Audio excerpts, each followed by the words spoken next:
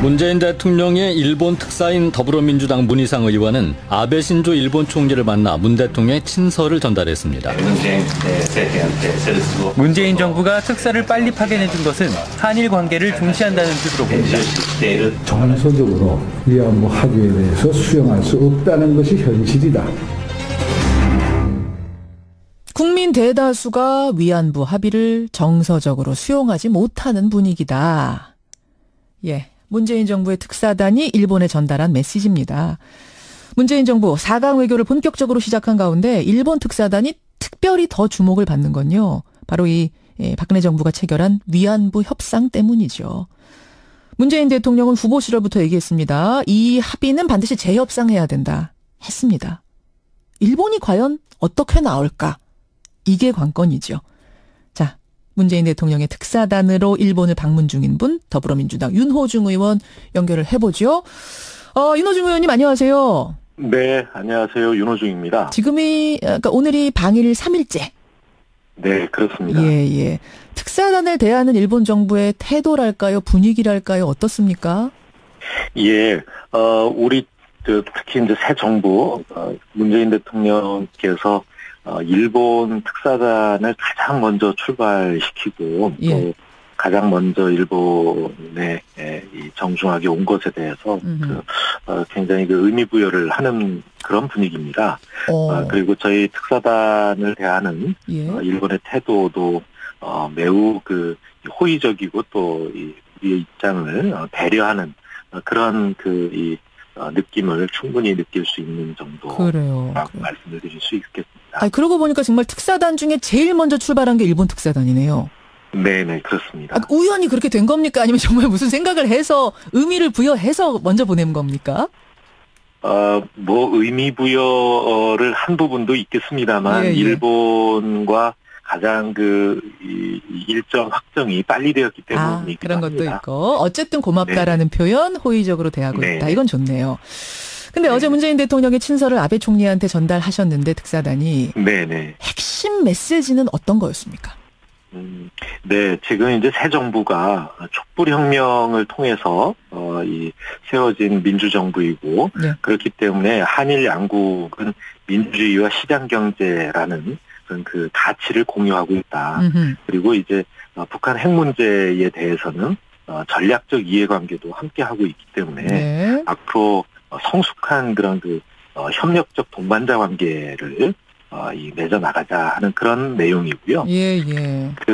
특히 이제 문재인 대통령께서 강조하셨던 부분은 과거에 노무현 대통령과 고이즈미 총리 사이에 셔틀 외교가 활발했죠. 이루어졌던 적이 있거든요. 그런 한일 간의 셔틀 외교를 복원하면 좋겠다라는 그런 말씀하셨고요. 그래서 지난 이제 탄핵 이후에 정상 외교가 중단이 됐었고 또 특히 한일 관계에서는 MB 정부와 박근혜 정부가 좀 불편한 관계였습니다. 그랬죠. 이런 불편한 관계를 빨리 회복하기를 원한다라고 하는 그런 메시지를 주신 거죠. 자, 그 메시지 지금 말씀해 주신 것까지는 아마 하나도 일본에서 껄끄러워할 게 없었을 텐데 네네. 단 하나가 있습니다. 뭐냐면 바로 우리 국민들의 큰 관심사, 바로 박근혜 정부 때 맺었던 위안부 합의. 이 얘기도 전달하셨다면서요. 우리 국민 대다수가 그거 정서적으로 수용하지 못한다라고. 그렇습니다. 우리 국민 대다수가 수용하기 어려운 분위기다라고 하는 것은 지난번 이제 아베 총리와의 회담에서도 문재인 대통령께서 직접 말씀하신 부분이기도 하고요. 이 문제에 대해서는 아베 총리를 비롯해서 이쪽에 일본 측의 모든 관계자들이 이 관심을 가지고 있는 그런 사안이었습니다. 그런데 이제 어느 누구도 이 위안부 합의라고 하는 그런 이 위안부라는 단어를 자제하면서 굉장히 조심하는 분위기고요.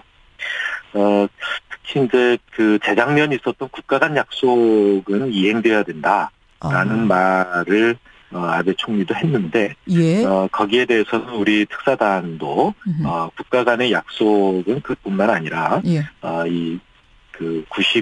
2000년이었군요. 2000년에 있었던 김대중 오부치 공동선언이라든가 고노다마, 무라야마 다마 이런 그 한일 간에 그동안 이루어왔던 여러 약속과 그 서로의 입장이 존중돼야 된다라고 하는 것으로 저희가 답변을 주면서 이 문제에 대해서는 그렇게 더 이상 논의가 되지 않았습니다. 자, 정리해보죠. 그러니까 우리가 일본군 위안부 합의 박근혜 정부에서 맺었던 거 그거 국민들이 수용 못한다라고 하자 일본 아베 총리는 국가 간의 약속이니 합의니 착실하게 이행합시다라고 답을 했고, 그래서 우리는 그럼 예전에 맺었던 고노다마, 무라야마 다마 이것도 다 국가 간 합의 아닙니까? 라고 답을 했다는 얘기예요. 순서는 좀 다른데요. 그러니까 그 위안부 합의에 대해서는 이 일본 측이 먼저 제기를 했고요. 그러니까 국가 간 약속은 지켜져야 된다. 특히 재작년 그런 거고요. 거기에 대해서 우리는 이제 우리 그 국민들의 정서적으로 수용하지 못하는 이 면에 대해서 설명을 하고. 잠깐만요. 그러면 먼저 위안부 합의는 국가 간의 합의는 잘 이행돼야 된다고 먼저 꺼낸 게 일본이에요? 네네. 그러나 이 위안부 합의라고 하는 단어는 사용하지 않는 그 정도의 배려를 했다 이렇게 평가를 할 수 있고요. 그 알겠습니다. 부분에 대해서는 저희가 역사를 주시하고 지혜롭게 극복해 나가자라는 뜻에서 이전 합의들도 준수돼야 된다라는 이야기를 한 것이죠. 국가 간 합의니 착실히 이행했으면 좋겠다. 이건 결국 위안부란 단어는 지금 안 썼다고 말씀하셨습니다만 우리가 위안부 그 합의 재협상하자고 하면 그쪽에서는 즉 백지화할 뜻 같은 것은 없다라는 걸로 사실상 읽히네요. 그런 부분에 대해서는 저희가 이를테면 메시지를 전달하러 온 것이지 어떤 협상을 하러 온 것이 아니기 때문에 그렇게 이제 깊게 논의가 들어갔죠. 그렇죠. 물론 깊게 논의는 안 들어갔지만 이제 해석하자면 국민들이 해석하자면 사실 국가 간 합의니 착실히 이행해달라는 얘기는 이행을 해달라는 얘기지 이거 백지화해달라는 얘기는 아니니까 사실 일본의 입장은 요번이 아니더라도 계속 아베 총리가 이건 유효한 거다. 이건 되돌릴 수 없다라고 얘기를 한 터여서 말입니다. 그래서 저희가 느끼는 것은 그 아베 총리로서도 그 일본 국민들에 대한 입장이 있기 때문에 그런 정도 언급한 것 아닌가 이렇게 느꼈습니다. 그러면 느끼시기에 재협상의 여지도 있겠구나라는 느낌을 받으셨어요? 이 한일 양국 정부가 이제 새로운 관계를 이제 복원해서 나가기 시작을 했기 때문에 이런 문제들에 대해서는 한일 양국이 서로 이해하면서 어떤 변화를 도모할 수 있을 정도의 그런 그 사전 분위기 조성이 우선돼야 된다 이런 이 느낌을 강하게 받았고요. 외교에 있어서 불가능한 것은 없습니다만, 그러나 이 순서와 속도는 고려해야 봐야 할 문제일 것 같습니다. 완강하게 절대 안 된다 이런 분위기는 아니었다는 것만으로도 어떤 변화를 신뢰 속에 철저히 확실히 이렇게 말씀하셨는데 그런 단어는 전혀 사용되죠. 알겠습니다. 이게 첫 상견례다 보니까 첫 상견례다 보니까 수위를 그 정도로 한 거지 속마음은 이거 꿈쩍도 할 생각이 없는 거 아닌가라는 사실을 생각을 솔직히 하게 돼요. 그래서 걱정인 건데 니케이 신문이 이런 보도를 했습니다. 우리 특사단이 제3의 노선으로 문제를 해결할 필요가 있다라고 입장을 일본 측에 전달했다라고 니케이 신문이 보도를 했는데 혹시 이런 얘기를 하셨어요? 그것은 오보고요. 오보입니까? 문재인 특사단장께서 과거에 국회의 통일외교통상위원회 이 발언으로 하신 내용입니다. 그것을 미루어서 발언한 거 아니냐 이렇게 보도를 한 것으로 보이는데요. 그래요. 어제 특파원들 질문에 대해서도 문인상 단장께서 분명히 말씀하셨습니다. 내 말을 하러 온 것이 아니라 대통령의 말씀을 전하러 온 것이다. 알겠습니다. 내 의견을 이야기한 적은 한 번도 없다. 제3의 노선으로 문제 해결하자 이런 얘기는 한 적이 전혀 없다. 니케이 신문의 오보다. 이건 분명히 해주셨고요.